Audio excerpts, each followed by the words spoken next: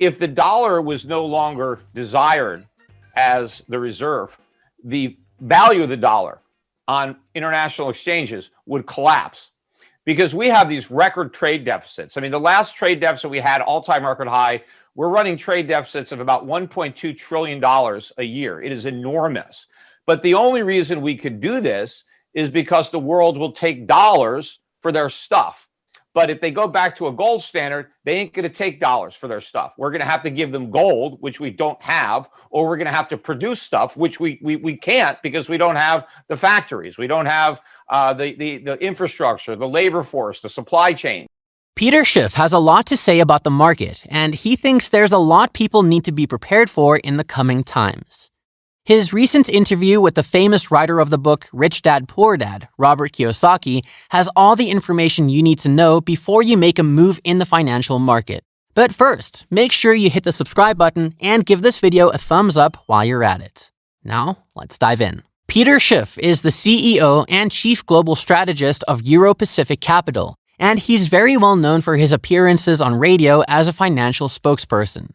What's interesting about this video is that we'll talk about the conversation between Robert Kiyosaki, the father of financial analytics, and Peter. The fact that they both have no filters makes things more saucy. To begin with, Kiyosaki mentioned that the world has changed, and not recently, but since the 15th of August 1971. He claims that this date alone is responsible for the entire economic situation and why the rich keep getting richer and the poor keep getting poorer. In 1971, it was illegal for Americans to own gold, and it was the FDR that made these changes. Kiyosaki blames the FDR for ruining the economy, and many people, including him, were deprived of even knowing what gold is and what it could do. Before he gives it off to Peter, Kiyosaki quite strongly said that if you want to know why the rich keep getting richer and the poor keep getting poorer, it's because our money is fake. He also adds that anyone who's saving dollars is a loser because they would just print more money and it's a useless asset. Peter then talked about August 15th, 1971, and quoted history by saying that Nixon closed the gold gates and said it was temporary, but clearly it was there to stay because it's been 50 years since then and it's still there. He explained the scenario from 1933 to 1971, when gold was illegal for Americans. So anyone who had Federal Reserve notes in America couldn't get gold from it, but people outside of America could do so. Eventually, towards the end of the 1960s, America started to have big deficits to pay for governmental activities and programs, including wars and technology and development. Eventually, the Fed started printing money to cope with the situation because everything the government was buying and spending on, they weren't paying for it.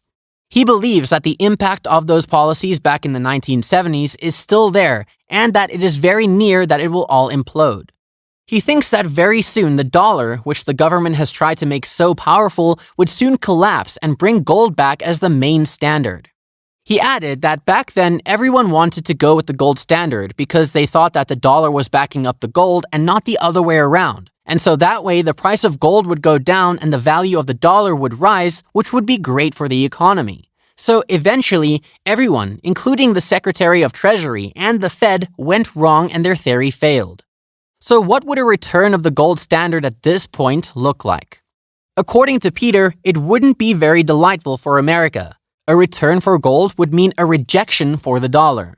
So the reserve would no longer have dollars, and that would cause the currency in the international market to crash because people would no longer want dollars for their trades. They would obviously desire gold instead. And again, if the scenario goes back to gold, people would want gold, which the state doesn't have, and they don't have the factories or the infrastructure to produce those goods on a mass level.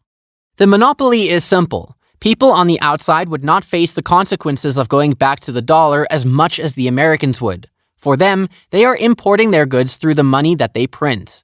They aren't earning that money from somewhere to get those luxuries. And so if there's a gold switch, the country would have to figure out a way to get gold because they simply can't print it. They will have to earn it the hard way. He advised people to not keep their savings in dollars because it is not a real good.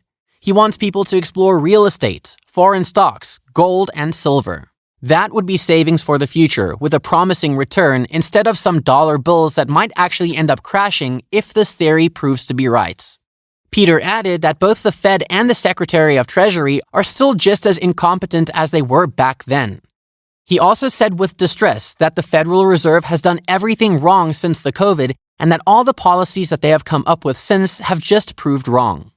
He expanded on the government's COVID policies and said that back then economies were crashing, businesses were shut down, and production was stopped to a huge extent. During that time, the government should have reduced the amount of money printed so there would have been less money and less goods to purchase, but instead, they ended up printing so much cash and distributed it amongst the masses. This ended up increasing the demand, and there were no goods to meet that. The price hike in every consumer good today is because of high demand and less production.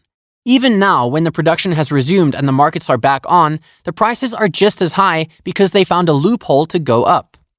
Kiyosaki then asked Peter about the latest news or rumor on the Fedcoin that would be introduced by the government in 2024 and what his views are about that. Peter, having his distress toward the Fed, said that the coin would only make the problem worse. Now, instead of printing money, the government is creating a digital one.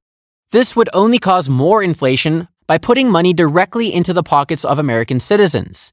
He added that this is the problem. Nobody gets rich by printing money. It is just going to create more inflation. Kiyosaki then asked a question for the public and especially the baby boomers. He asked what the stock market crash would mean for the retiring class. He said that sure, the baby boomers can worry about the stock market crashing, but what they should worry about more is if it doesn't crash, because that would mean that the dollar is crashing, which would naturally be a greater calamity. He believes that the baby boomers should worry about both the dollar and the stock market crash, and they have to be prepared for either scenario. So all the retirement pension and savings would only be fruitful if invested in the right place at the right time. Now, the question is, how are these two crashes different from each other? Well, Peter thinks that if the dollar crashes, that would mean that the stock market bounces back up, but that bounce wouldn't matter because the value would still be low. So if all the stocks are getting expensive, that doesn't mean you're getting rich because your dollar is still crashing, so the currency that you would use to buy those stocks is worth peanuts. Even if you already own stocks before the dollar crash, it still wouldn't matter because the exchange that you would be getting would still be less than the value of money that you initially invested with. So a stock market going up wouldn't make anyone rich. It would only make people poorer. He gave the example of Zimbabwe and said that there are many billionaires and trillionaires there, but that doesn't matter because they are still broke. That's because their money isn't worth anything. So you could have $1 billion, but if your currency has crashed and if a cup of coffee costs 20 million, then you're just as broke.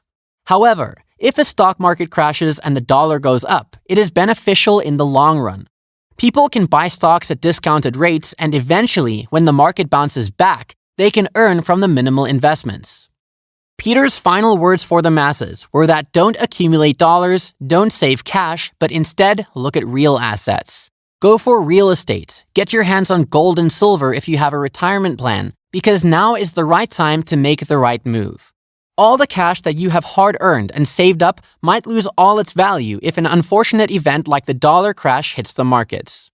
He added that during inflation, you would want to own a company that promises returns even after you increase prices on your goods. You need clients that would be willing to purchase your product even after it costs more than it used to. And that's the end of today's video. What do you think about Peter's retirement advice? Let us know in the comments below, and make sure that you like, subscribe, and share. Thanks for watching, and we'll see you in the next one.